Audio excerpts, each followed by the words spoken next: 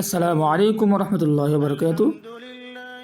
আজকে আমি আপনাদের সঙ্গে এই ভিডিওতে যে ফাইলটি আপনারা স্ক্রিনের উপরে দেখতে পাচ্ছেন এই ফাইলটি শেয়ার করব।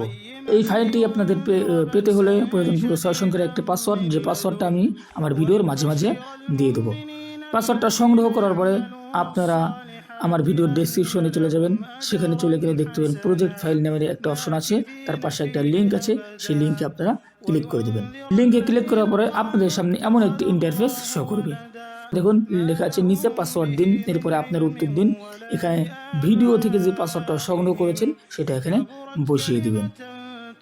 পাসওয়ার্ডটা বসিয়ে দেওয়ার পরে জমা দিন অথবা সাবমিট যে অপশনটা আছে নিচে নীল ঘরের মধ্যে, এখানে একটা ক্লিক করে দেবেন। দেওয়ার পর আপনাদের সামনে এমন একটা ইন্টারফেস শো করবে। এখান থেকে আপনারা এই লিঙ্কের উপরে ক্লিক করে দেবেন, অথবা এই লিঙ্কটাকে চেপে ধরলে দেখবেন যে কপি নামে একটা অপশন আছে, সেটাকে কপি করে নিয়ে যে কোনো একটা ব্রাউজারে যাবেন। যাওয়ার পরে ওটাকে পেস্ট করে দিয়ে সার্চ করলেই আপনাদের সামনে চলে আসবে এমন একটি ইন্টারফেস। এই ইন্টারফেসটা আসার পরে আপনারা এখান থেকে এই ডাউনলোড অপশনে চাপ দিলে এটা ডাউনলোড হয়ে যাবে। ডাউনলোড হয়ে যাওয়ার পরে আপনারা প্রয়োজন পড়বে একটা সফটওয়্যার, পিক্সেল ল্যাব নামে একটা সফটওয়্যার। এই সফটওয়্যারটার লিঙ্ক আমি আমার ভিডিওর ডেসক্রিপশনে দিয়ে দেবো। সেখান থেকে আপনারা ডাউনলোড করে সেটা কী করবেন, ইনস্টল করে নেবেন।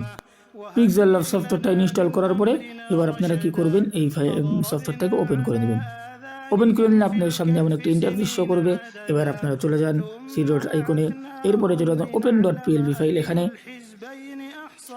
এখান থেকে চলে যান ডট পিএলপি নামে এই অপশনটা এখানে। এরপরে এখান থেকে আপনারা কি করেন, আপনাদের ফাইলটা খুঁজে বের করেন। ডাউনলোড ফোল্ডারের মধ্যে থেকে আপনাদের ফাইলটা খুঁজে বের করেন।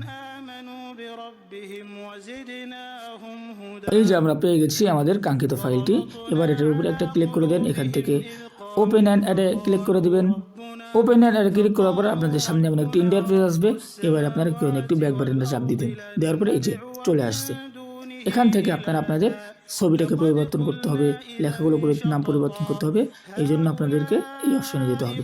এখানে যাওয়ার পরে এখানে দেখেন মাত্র কয়েকটা আছে, আমি ব্যাকগ্রাউন্ডটা অ্যাডজাস্ট করে দিয়েছি। এই ফাইলটা যদি আপনারা সম্পূর্ণ এডিটেবল পেতে চান তাহলে আমার সঙ্গে যোগাযোগ করবেন, এটা আপনাদেরকে কিনে নিতে হবে। তো এবার আপনারা নাম পরিবর্তন করেন বা ছবি পরিবর্তন করেন, এটার উপরে একটা ক্লিক করবেন। ক্লিক করার পরে এখান থেকে নিচে থেকে এই যে এই অপশনে চলে যাবেন। তারপরে রিসিলেক্টে ক্লিক করবেন। এখান থেকে আপনারা আপনাদের মন মতো ছবি সিলেক্ট করে নেবেন, নিয়ে আপনারা সুন্দর করে বসিয়ে দিবেন। এরপরে যে লেখাগুলো আছে এগুলো সম্পূর্ণ এডিট করা যাবে। এডিট করার পরে সম্পূর্ণ হয়ে গেলে এবার আপনারা সেভ করার জন্য এই সব অপশনে যান। এখান থেকে সেভ অ্যাজ ইমেজে যান। এখান থেকে আপনারা কী করবেন, এই কাস্টমের উপরে একটা ক্লিক দেবেন। এখান থেকে আলটা সিলেক্ট করে সেভ টু গ্যালারি এখানে একটা ক্লিক করে দেবেন। এটা গ্যালারিতে সেভ হয়ে যাবে। চলুন দেখে আসি কেমন হলো।